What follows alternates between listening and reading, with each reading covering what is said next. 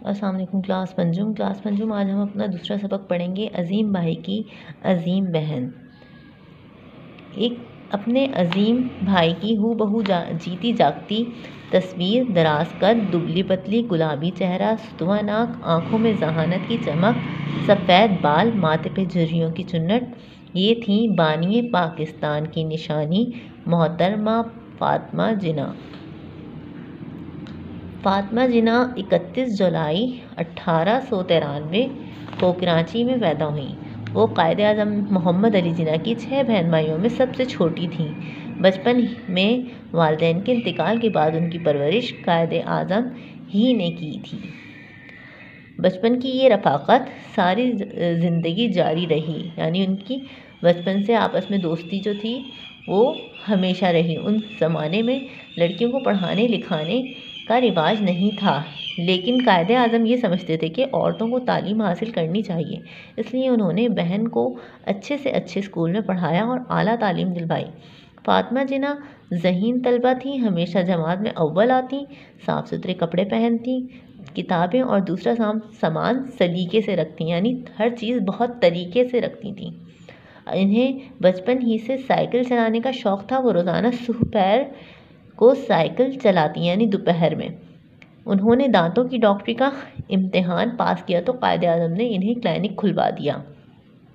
قائد اعظم کی بیگم رتی جناح کی وفات کے بعد محترمہ فاطمہ جناح نے اپنا کلینک بند کر کے بھائی کے گھر آ گئیں۔ پاکستان بننے کی تحریک کے دن قائد اعظم کے لیے بہت مصروفیات اور تھکا دینے والا تھا۔ ایسے میں محترمہ فاطمہ جناح نے ان کی صحت اور تندرستی کا پورا خیال رکھا۔ ایک طریقے سے یہ پاکستان پر ان کا بہت بڑا احسان ہے۔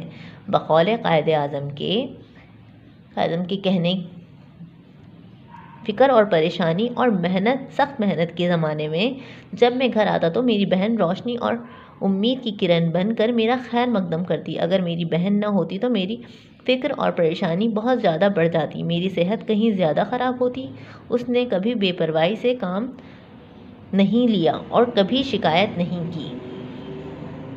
محترمہ فاطمہ جناح نے مسلمان خواتین میں آزادی کا جوش اور جذبہ بیدار کیا۔ اس مقصد کے لیے وہ شہر قصبہ گئیں اور خواتین کی آزادی کی جدوجہد پر آمادہ کیا۔ وہ ہمیشہ خواتین کے تعلیم حاصل کرنے پر زور دیا کرتی تھیں۔ پاکستان بننے کے بعد انہوں نے اپنا یہ کام جاری رکھا، یعنی پاکستان بننے کے بعد بھی وہ جو ہے جگہ شہر میں جو ہے یہی جدوجہد کرتی رہیں اور خواتین کو تعلیم حاصل کرنے پر زور دیتی رہیں۔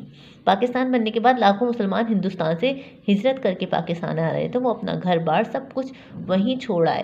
ان کے پاس نہ کھانے پینے کے لیے کچھ تھا، نہ رہنے کے لیے جگہ۔ محترمہ فاطمہ جناح نے رضاکار عورتوں کو اپنے ساتھ ملایا اور مہاجرین کی مدد کے لیے نکل کھڑی ہوئیں۔ انہوں نے پورے ملک سے کھانے پینے کا سامان، کمبل، دوائیاں اور ضرورت کا دوسرا سامان جمع کر کے مہاجرین کی بھرپور مدد کی، یعنی بہت سارے خواتین کو اکٹھا کر کے انہوں نے جن کو اشیاء کی ضرورت تھی تو انہیں وہ چیزیں فراہم کی۔ ہندوستان نے جب کشمیر پر حملہ کر کے اس کے بڑے حصے پر قبضہ کر تو محترمہ فاطمہ جناح مجاہدین کی حوصلہ افزائی کرنے کے لیے میدان میں نکلیں۔ حوصلہ افزائی کرنے یعنی حوصلہ بڑھانے، ہمت دلانے کے لیے میدان میں نکلی۔ ملک میں پہلی فوج حکومت بنی تو اس وقت بھی انہوں نے جمہوریت کے لیے بھرپور جدوجہد کی۔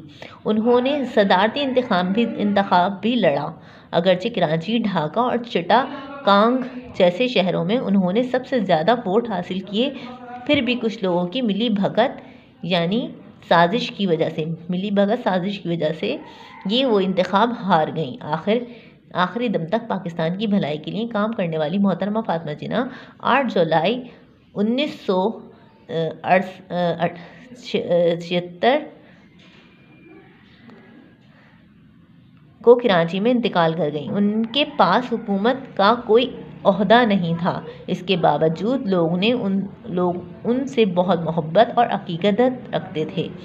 اسی عقیدت کی وجہ سے انہیں مادر ملت یعنی قوم کی ماں کا لقب دیا گیا۔ قائد اعظم انہیں پیار سے فاطمی کہہ کر پکارتے تھے۔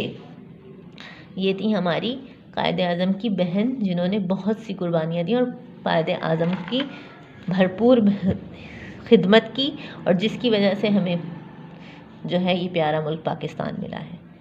ٹھیک ہے، اور ان کو کس چیز کا خطاب دیا قوم نے؟ مادر ملت کا.